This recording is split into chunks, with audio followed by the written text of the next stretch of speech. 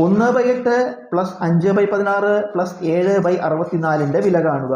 നമുക്കിവിടെ 3 fractions add ചെയ്യണം, 3 ഭിന്നസംഖ്യകൾ കൂട്ടണം. പക്ഷേ ഇതിൻ്റെയൊക്കെ ഛേദങ്ങളൊന്നും തുല്യമല്ല, ഡിനോമിനേറ്റേഴ്സ് ഈക്വൽ അല്ല. ഡിനോമിനേറ്റേഴ്സ് ഈക്വൽ ആയാലേ നമുക്ക് കൂട്ടാൻ പറ്റുള്ളൂ, ഛേദങ്ങൾ തുല്യമായാലേ കൂട്ടാൻ പറ്റുള്ളൂ.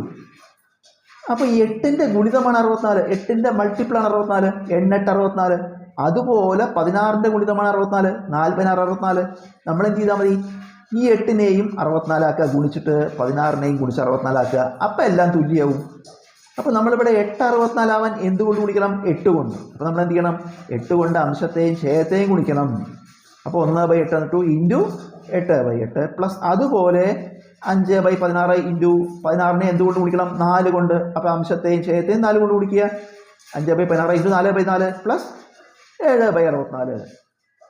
ആദ്യത്തെ 2 ഭിന്നസംഖ്യകൾ ഗുണിക്കുക, അംശങ്ങൾ ഗുണിക്കുക, ഛേദങ്ങൾ ഗുണിക്കുക. ഒരൊറ്റ 8/64 പ്ലസ് അടുത്ത 2 ഫ്രാക്ഷൻസ് ഗുണിക്കുക, അംശങ്ങൾ ഗുണിക്കുക, ഛേദങ്ങൾ ഗുണിക്കുക. അതിനാൽ 20/16 64 പ്ലസ് ഈ ഭിന്നസംഖ്യ ഒറ്റയ്ക്കാണ് അവിടെ എഴുതി 7/64.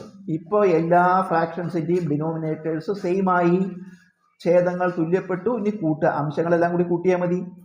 8ഉം 20ഉം കൂട്ടിയാൽ 28, അതിൻ്റെ കൂടെ 7 കൂട്ടിയാൽ 35/64 ഇടുക. ഉത്തരം 35/64.